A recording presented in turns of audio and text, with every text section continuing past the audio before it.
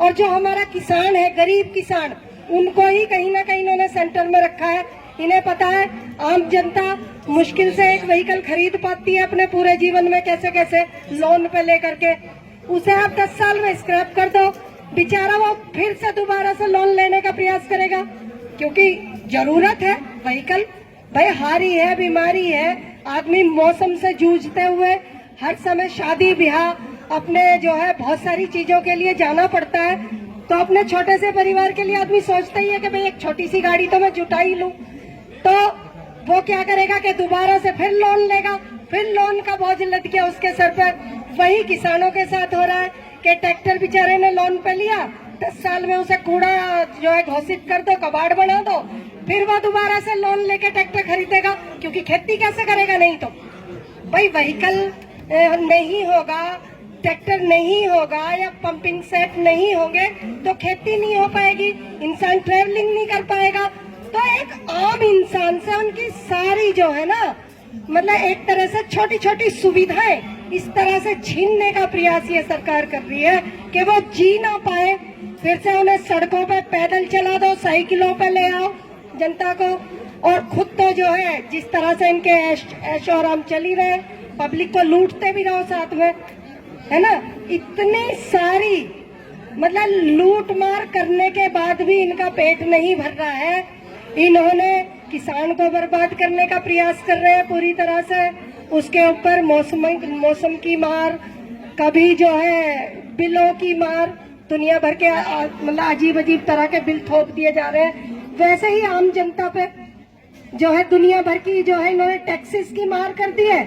Tax से तो उन्हें लूट ही रहे, अब ये व्हीकल का वो कर दिया, क्योंकि व्हीकल एक बड़ी चीज है एक आम इंसान के लिए।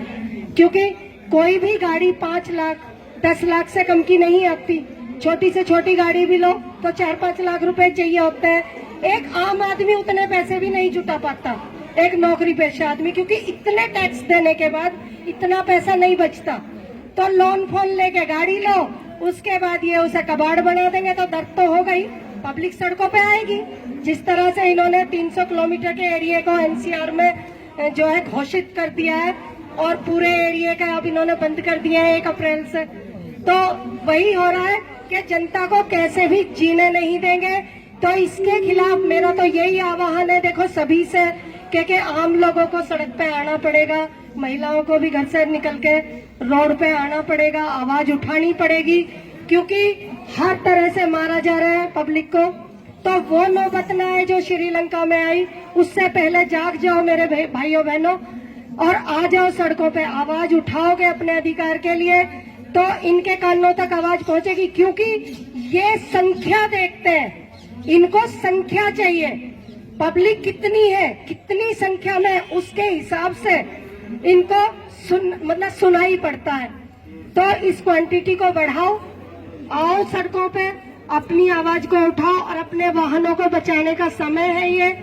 क्योंकि हम इतनी आसानी से अपने वाहनों को कबाड़ घोषित नहीं होने देंगे, हम अपनी गाड़ियों को नहीं उठाने देंगे, ना स्क्रैप होने देंगे। हम इसके लिए जागरूक हैं, आवाज उठा रहे हैं, और अगर जरूरत पड़ी तो डंडा भी उठाएंगे। इतनी हिम्मत हम लोगों में है कि डंडा लेकर इनको दौड़ाया जाएगा। और वही है कि मतलब अपने अधिकारों के लिए हम कुछ भी करने को तैयार है, कुछ भी, मतलब कुछ भी। ये सरकार सुन ले कान खोल के। और वही वाली बात है कि अब इनके गट्टे झांकने की नौबत आ गई है। किसानों की भाषा में अगर मैं बात करूं तो इनके गट्टे झांकने पड़ेंगे। जैसे जैसे ये तुम्हारे घरों तक आते हैं तुम्हारी गाड़ियां उठाने, या किसी भी तरह से कोई भी अत्याचार सहने की जरूरत है नहीं। इनका मुकाबला करो और तैयार हो जाओ लठ लेके भाइयों।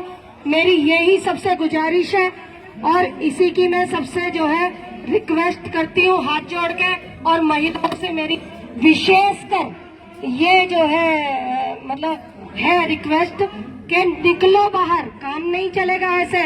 तुम्हारा जिस तरह तुम रसोइयों में घुसी हुई हो ना, तुम्हारा रसोई इतनी महंगी इन्होंने कर दी है, उसके लिए तो तुम्हें आना ही पड़ेगा बाद में।